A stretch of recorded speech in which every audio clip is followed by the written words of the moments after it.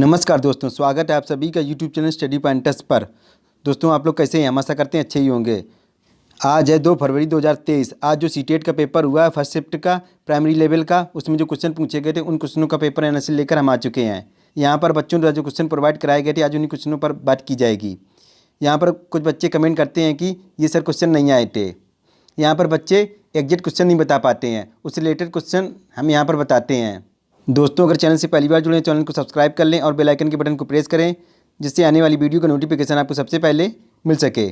चलिए आज का पेपर एनालिसिस शुरू करते हैं। देखते हैं सबसे पहला क्वेश्चन क्या पूछा गया। नीरज चोपड़ा के राज्य में कौन सा प्रसिद्ध भोजन खाया जाता है? तो सबसे पहले यहाँ पर देखते हैं कि नीरज चोपड़ा किस राज्य के थे। तो ये हरियाणा राज्य के थे। तो हरियाणा के प्रसिद्ध भोजन कौन कौन से थे? बाजरा खिचड़ी हो गया, बथुआ का रायता हो गया, बाजरे की रोटी हो गई और गुड़, कच्ची लस्सी हो गई और कड़ी पकोड़ा आदि। ये सभी हरियाणा के प्रसिद्ध भोजन है। आपका जो भी ऑप्शन में रहा होगा आप उसको देख लीजिए। अगला क्वेश्चन देखते हैं। एनसीएफ 2005 किस पर बल देता है? तो एनसीएफ 2005 बाल केंद्रित शिक्षा पर बल देता है। चलिए आगे देखते हैं। अगला क्वेश्चन देखते हैं। किस मनोवैज्ञानिक ने संज्ञानात्मक विकास की 4 अवस्थाएं बताई थी? तो यह जीन पियाजे ने बताई थी। तो जीन पियाजे ने कौन कौन सी 4 अवस्थाएं बताई थी? पहली थी संवेदीगामक अवस्था, यह जन्म से 2 वर्ष तक की थी। दूसरी थी पूर्व संज्ञानात्मक अवस्था, यह 2 से 7 वर्ष तक की थी। तीसरी थी मूर्त संज्ञानात्मक अवस्था, यह 7 से 11 वर्ष तक की थी। चौथी थी अमूर्त या औपचारिक संज्ञानात्मक अवस्था, यह 11 से 15 वर्ष तक की थी। अगला क्वेश्चन देखते क्या पूछा गया। पियाजे के अनुसार संज्ञानात्मक विकास के किस चरण पर बच्चा वश स्थायित्व को प्रदर्शित करता है? तो यह संवेदीगामक अवस्था में प्रदर्शित करता है। तो ये संवेदीगामक अवस्था कब से कब तक की होती है? तो ये जन्म से 2 वर्ष तक की होती है। चलिए आगे देखते हैं।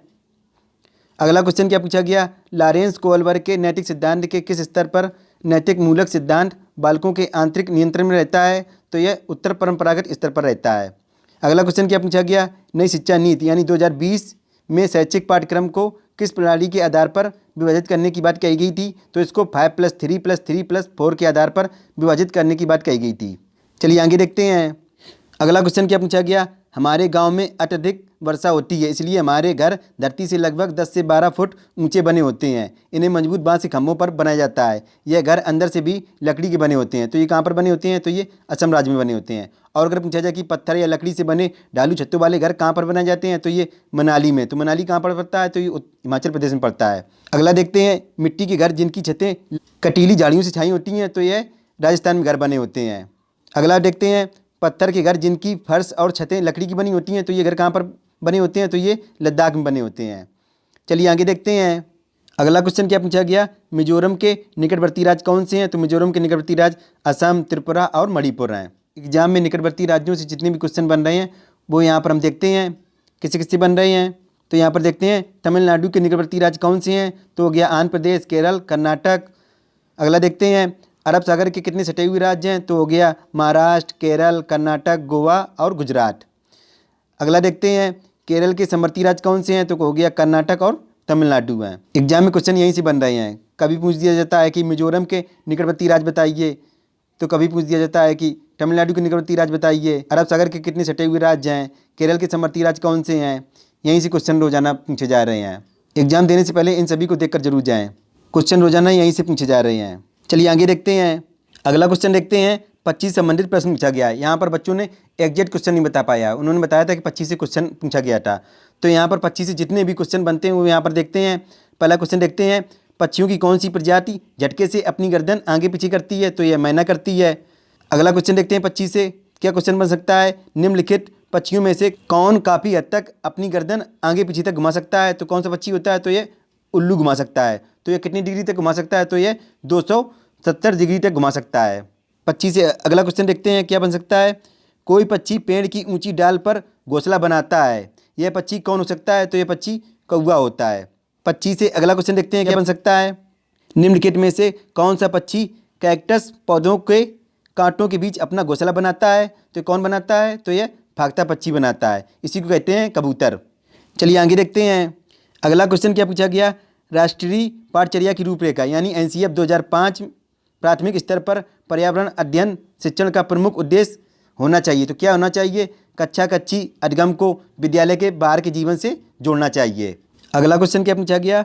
राष्ट्रीय पाठचर्या की रूपरेखा यानी एनसीएफ 2005 अधिगम के रचनावादी उपागम पर बल देती है, क्योंकि वह किस पर केंद्रित है, तो यह गतिविधियों में शामिल करते हुए शिक्षार्थियों की सक्रिय भागीदारिता पर केंद्रित है। चलिए आगे देखते हैं। अगला क्वेश्चन क्या पूछा गया, बच्चों को संकेत देना तथा आवश्यकता पड़ने पर सहयोग प्रदान करना निम्नलिखित में से किसका उदाहरण है, तो यह स्कैफोल्डिंग का उदाहरण है, ऐसी कहते हैं पाड़ या ढांचा। अगला क्वेश्चन क्या पूछा गया, किस मनोवैज्ञानिक ने ZPD का सिद्धांत दिया था, तो यह वाइगोस्की ने दिया था। अगला क्वेश्चन क्या पूछा गया, राष्ट्रीय पाठचर्या की रूपरेखा यानी NCF 2005 के अनुसार शिक्षक की भूमिका है, तो क्या भूमिका होती है, तो यह सुविधादाता की भूमिका होती है। चलिए आगे देखते हैं। अगला क्वेश्चन क्या पूछा गया, सरसों के तेल में बनी मछली निम्नलिखित में से किस क्षेत्र का प्रिय भोजन है, तो यह कश्मीर का है। और अगर पूछा जाए कि पकाया हुआ सांप किस क्षेत्र का प्रिय भोजन है, तो यह हांगकांग का है। और पूछा जाए कि नारियल के तेल में बनी समुद्री मछली किस राज्य का प्रिय भोजन है, तो यह गोवा का है। और पूछा जाए किसी भी करी के साथ उबला टापियोका, तो यह केरल का है। अगला क्वेश्चन क्या पूछा गया, जन्म से किशोरावस्था तक बच्चों में विकास किस क्रम में होता है, तो यह सांवेदिक, मूर्त और अमूर्त क्रम में होता है। चलिए आगे देखते हैं। अगला क्वेश्चन क्या पूछा गया, निपुण भारत मिशन का फुल फॉर्म क्या है, तो निपुण भारत मिशन का फुल फॉर्म है national initiative for proficiency in reading with understanding and numeracy. इसको हिंदी में क्या कहते हैं, संख्यात्मक ज्ञान के साथ पठन में निपुणता के लिए राष्ट्रीय पहल। और अगर पूछा जाए कि निपुण भारत मिशन की शुरुआत कब हुई थी, तो इसकी शुरुआत 5 जुलाई 2021 को हुई थी। अगला क्वेश्चन देखते हैं, जब एक शिक्षक यह समझता है कि स्वाभाविक रूप से लड़के गणित में लड़कियों से अच्छे हैं, यह दर्शाता है कि अध्यापक है, तो कैसा अध्यापक है, तो यह लिंग जेंडर पक्षपाती है। चलिए आगे देखते हैं। अगला क्वेश्चन क्या पूछा गया, वह स्तर जिसमें बच्चा किसी वस्तु एवं घटना के बारे में तार्किक रूप से सोचना शुरू करता है, क्या कहा जाता है उसको, तो उसको कहा जाता है मूर्त संक्रियात्मक अवस्था। यह 7 से 11 वर्ष तक की होती है। अगला क्वेश्चन क्या पूछा गया, भारत के मानचित्र में दिल्ली की स्थिति के सापेक्ष हिमाचल प्रदेश की राजधानी यानी शिमला और मध्य प्रदेश की राजधानी भोपाल क्रमशः स्थित हैं, तो किस दिशा में स्थित हैं, तो यह उत्तर पूर्व और उत्तर पश्चिम दिशा में स्थित हैं। चलिए आगे देखते हैं। अगला क्वेश्चन क्या पूछा गया, डिस्कैल्कुलिया किससे संबंधित है, तो यह गणितीय विकार से संबंधित है। और पूछा जाए डिस्ग्राफिया किससे संबंधित है, तो यह लिखने संबंधी विकार से। डिसलेक्सिया पढ़ने संबंधी विकार से। डिस्फेजिया बोलने संबंधी विकार से। डिस्प्रेक्सिया मानसिक विकार से संबंधित है। अगला क्वेश्चन क्या पूछा गया, गणित में सरलीकरण हो गया, ट्रेन, आयत, क्षेत्रफल, संख्या पद्धति, स्थानीय मान और जातीय मान, परमाप, भिन्न, एलसीएम और एचसीएफ से संबंधित प्रश्न रोजाना पूछे जा रहे हैं, इसलिए इन टॉपिकों को जरूर देख कर जाएं। यहाँ से क्वेश्चन रोजाना बन रहे हैं। चलिए इसी के साथ आज का पेपर एनालिसिस कंप्लीट हुआ, और आपको कैसा लगा हमें कमेंट बॉक्स में जरूर लिखकर बताएं। दोस्तों अगर वीडियो अच्छा लगा तो वीडियो को लाइक करें और अपने दोस्तों को शेयर करें। दोस्तों आपके एक लाइक से हमें मोटिवेशन मिलता है, जिससे हम और अच्छा कंटेंट आपके लिए प्रोवाइड करा सकें।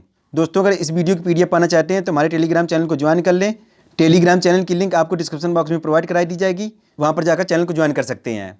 दोस्तों अगर चैनल से पहली बार जुड़े तो चैनल को सब्सक्राइब कर लें और बेल आइकन बटन को प्रेस करें, जिससे आने वाली वीडियो का नोटिफिकेशन आपको सबसे पहले मिल सके।